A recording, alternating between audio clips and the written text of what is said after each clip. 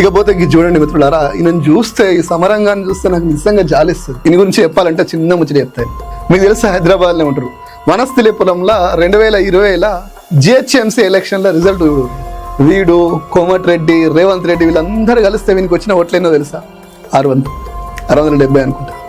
ఇక వీని అందానికి ఓ కార్పొరేషన్, ఆ రేవంత్ రెడ్డి భజన చేయడం కోసం మావాడు దొంగ కాదు, మావాడు దొంగ కాదు, మావాడు దొంగ కాదు అని ఒక భజన, వేరే వాళ్ళు దొంగలు అని ఒక భజన. అంటే ఇక్కడ ఒక చిన్న గీత గీస్తే ఇలాంటి వాళ్ళని ఎందుకు పెట్టుకుంటారు అంటే, నిజంగా మీరు రేవంత్ రెడ్డి చూడండి, ఇది ఒక చిన్న గీత రేవంత్ రెడ్డిది నోటు దొంగ కేసు, ఇది చిన్న గీత అయిన బతుక్కి. వీళ్ళు ఏం చేస్తారంటే కేటీఆర్ జర పెద్ద గీత గీసి ఈ గీతను చిన్నగా చేద్దాం అనుకుంటారు. కానీ అయ్యే పని కాదు. మీరు ఒరిజినల్గా పగలు పైసల కట్టలతో దొరికినటువంటి దొంగలు. రేవంత్ రెడ్డికి సపోర్ట్ చేసే వాళ్ళు అంతా ఇట్లా ఉంటారు.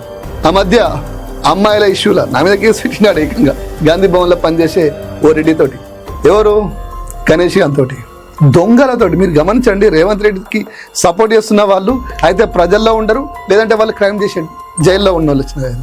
వాస్తవంగా రేవంత్ రెడ్డికి సపోర్ట్ చేసే వాళ్ళు ఎవరు జెన్యున్గా సపోర్ట్ చేసినట్లేరు. అది మిత్రులారా, వీని కథ ఇది.